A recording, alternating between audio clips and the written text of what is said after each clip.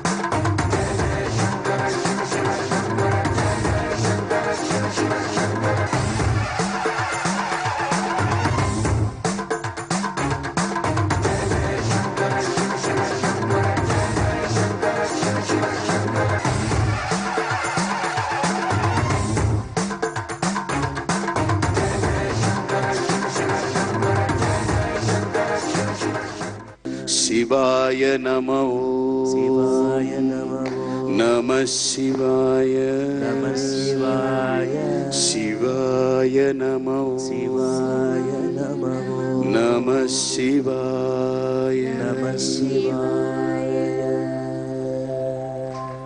ఈ ప్రకృతి ఎలా పుట్టింది అనంటే పంచభూతాల నుండి పుట్టింది. ఆకాశం, వాయు, అగ్ని, నీరు, జలం, పృథివ్యాపస్తేజో వాయురాకాశాది పంచభూతాన్ని. ఈ 5 భూతాలు కలిస్తే ఇదిగో ఈ ప్రకృతి ఇలా ఉంది. అందుకే నన్ను అడిగారు ఒక ఆయన, జన్మ అంటే ఏంటి, మరణము అంటే ఏంటి, ఒక్క లైన్లో చెప్పండి స్వామి అని. జన్మ అంటే ఒక్క మాటలో చెప్పాలంటే పంచభూతాల కలయిక జన్మ. 5 పార్ట్నర్స్ కలిస్తే ఇదిగో ఈ బిజినెస్ జరుగుతూ ఉంటుంది.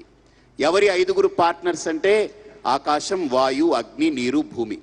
మరణము అంటే ఏమిటనంటే ఒకే వాక్యంలో చెప్పొచ్చు, ఈ పంచభూతాలు ఎవరి దారిన వాళ్ళు విడిపోతే దాన్ని మరణం అంటారు.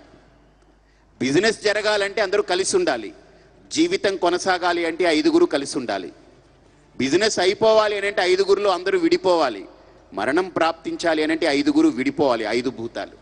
కాబట్టి పంచభూతాలు కలిస్తే జన్మ, అది కొనసాగితే జీవితం, అది కొన వరకు సాగి చివరికి ఆగిపోతే ఎవరి దారిన వాళ్ళు వెళ్ళిపోతే దాన్ని మరణం అంటున్నాం.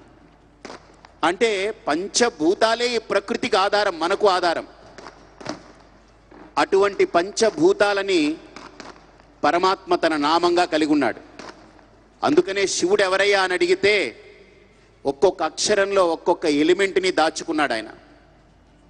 నమశివాయ అనే 5 అక్షరాలలో నా అనే అక్షరం ఏదైతే ఉందో నభం అంటే ఆకాశము అని అంటాం. మా అనే అక్షరం ఏదైతే ఉందో దాన్ని మరుత్ అంటాం, అంటే గాలి. నమశివాయలో 3వ అక్షరం షి అనే ఒక అక్షరం ఉంది, అది ఏమిటనంటే శిఖి అంటే అగ్ని. 4వ అక్షరం ఉంది వా అంటే వారి అంటే నీళ్లు. యా అనే 5వ అక్షరం అంటే యజ్ఞం, అంటే ఈ 4 కలిపి ఎక్కడైతే జరుగుతూ ఉందో ఆలంబనంగా దాన్ని పృథివీ అని అంటాం. అందుకనే మనం పృథివిలో పడ్డాం, ఆఖరికి మన శరీరాన్ని పృథివీకే విడిచిపెట్టి వెళ్ళిపోతాం. అందుకనే మనది పార్థివ దేహము అన్నారు. అంటే మనం ఈ పంచభూతాల కలయికతో ఈ భూమి మీద చేరి దీంట్లో నుంచి బయటకు వస్తున్నాం. మనం ఈ లోకంలో తిరగాలి అని అంటే మనకు గేట్వే ఎవరు అని అంటే తల్లి తండ్రి, వాళ్ళిద్దరే మనకు ముఖద్వారం. తల్లి తండ్రి లేకపోతే మనం రాలేం. అలాగే ఈ సృష్టికి కూడా 2 ఉన్నారు తల్లిదండ్రులు. ఎవరు? పార్వతీ పరమేశ్వరులు. అందుకే అన్నారు వాగర్థావివ సంపృక్తౌ వాగర్థః ప్రతిపత్తయే జగతః పితరౌ వందే పార్వతీ పరమేశ్వరౌ. నేను రావడానికి తల్లి తండ్రి కారణం ఎలాగో మా అమ్మా నాన్న, ఈ సమస్త సృష్టి రావడానికి వాళ్ళిద్దరే కారణమన్నారు.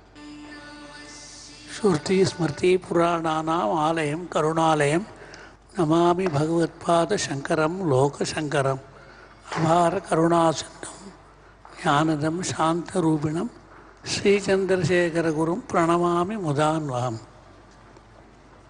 మా గురుగారు దింటివనం స్కూల్లో చదువుతూ ఉన్నారు. అప్పుడు షేక్స్పియర్ నాటకంలో ఫస్ట్ ప్రైజ్ వచ్చేసింది ఆయనకి. ఆ బొమ్మ అంతా అలాగే పెట్టుకున్నాం. నీ పీఠానికి వస్తావా అని అడిగినారు. వస్తాను, తల్లిదండ్రుల దగ్గర అడిగేసి వస్తానన్నారు. సరే ఆయన వచ్చే లోపల ఆయనకి మరణం అయిపోయింది. ఆయన శిష్యుడు పెట్టాడు, ఆయన చనిపోయినాడు 8 రోజులు. ఆయన పుట్టిన సంవత్సరం జయ సంవత్సరం. అందువల్ల జయేంద్ర సరస్వతి నాకు పేరు పెట్టేసినారు. ఆది శంకరాచార్యులు అందరూ గురుభక్తి చేయాలి అని అన్నారు. గురువు అంటే ఎవరు? ఏ గురువు గారు తనకు ఏమి ప్రతీక్ష కాకుండా జనాని కోసమే పాడుపడ్డారో ఆయనే రావాలి అన్నారు. ఆయన అనేక ఊరికి పోయినంత క్షేత్రాలనంతా చేసినారు. కేదార్ అంతా వెళ్ళారు, బద్రి అంతా వెళ్ళారు. కేదార్ నుంచి కైలాసం వెళ్ళి 5 స్ఫటికలింగాలు, సౌందర్యలహరి 2 తీసుకుని వచ్చినారు కైలాసం నుంచి. తీసుకుని వచ్చే లోపల యోగలింగాన్ని కేదార్లో పెట్టారు, వరలింగాన్ని చిదంబరంలో పెట్టారు, భోగలింగాన్ని కూడలిలో పెట్టారు, యోగలింగాన్ని తన పూజకి తానే పెట్టుకున్నారు. ఈ ప్రకారంగా 5 లింగాల్ని 5 క్షేత్రంలో తన పూజకి ఒకటి అని చెప్పేసి పెట్టుకున్నారు. చివరికి తమిళనాడులో పాపనాశం పక్కన ఒక అబ్బాయి ఉన్నాడు. ఆయన వచ్చినాడు. ఆయన వచ్చేసి అనేక విధమైన ప్రశ్నలు అడుగుతాడు, అన్నిటికీ జవాబు చెప్తాడు. చెప్పేసిన తర్వాత ఆయనే శిష్యుడిగా తీసుకుని సర్వజ్ఞాత్మేంద్ర సరస్వతి అని పేరు పెట్టేసినారు. సురేశ్వరాచార్యని పై పని అంతా చూసుకోవడానికి పెట్టేసినారు. కంచిలోనే సమాధి పొంది ఆ పీఠమే కంచికామకోటి పీఠం అని చెప్పుకుని వస్తుంది. ఈనాడు వరకు వచ్చినాం. ఆయన చెప్పేటప్పుడు గురుభక్తి అవశ్యమైనది అని అన్నారు. ఎంతవరకు ఈశ్వర భక్తి మనకు పెరుగుతుందో అంతవరకు మనకు అన్ని విశేషాలు మనకు వచ్చేస్తాయి. అందరం కూడా శ్రేయస్సుగా ఉండాలి. అట్లాంటి ఒక పరిస్థితి వాతావరణం మనలో మనకు కలిగి మనందరం సరిగ్గా ఉండి భగవంతుడి అనుగ్రహం పొంది గురువు అనుగ్రహం పొంది అందరూ క్షేమంగా ఉండాలని చెప్పేసి మిమ్మల్ని అందరినీ చెప్పేసి ఆశీర్వదిస్తాం. జయ జయశంకర హర హర శంకర. హిందూ సమాజానికి చాలా అత్యంత ఆవశ్యకమైనటువంటి అంశం.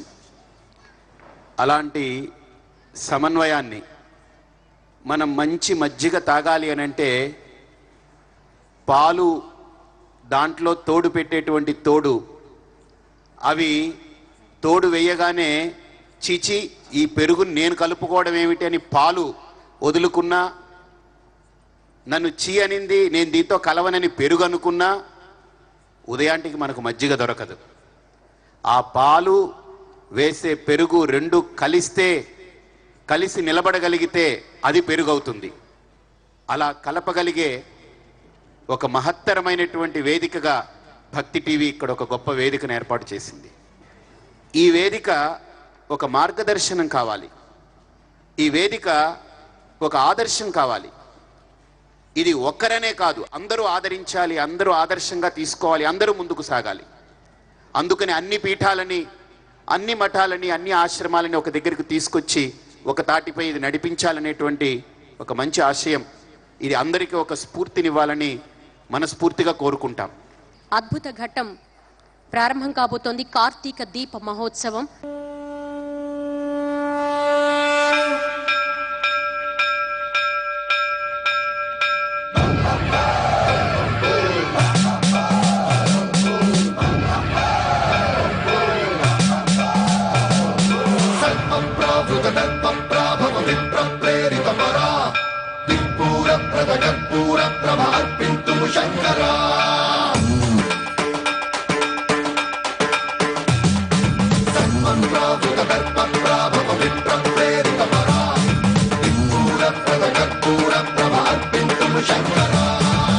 శివ శంకర హర హర శంకర జయ జయ శంకర దిగిరారా ప్రియతాండవ శంకర ప్రకట శుభంకర ప్రళయ భయంకర దిగిరారా శివ శివ శంకర హర హర శంకర జయ జయ శంకర దిగిరారా ప్రియతాండవ శంకర ప్రకట శుభంకర ప్రళయ భయంకర దిగిరారా.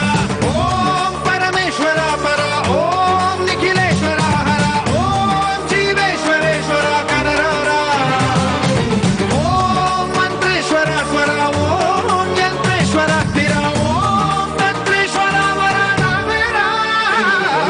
శివ శివ శంకర హర హర శంకర జయ జయ శంకర దిగిరారా ప్రియతాండవ శంకర ప్రకట శుభంకర ప్రళయ భయంకర దిగిరారా.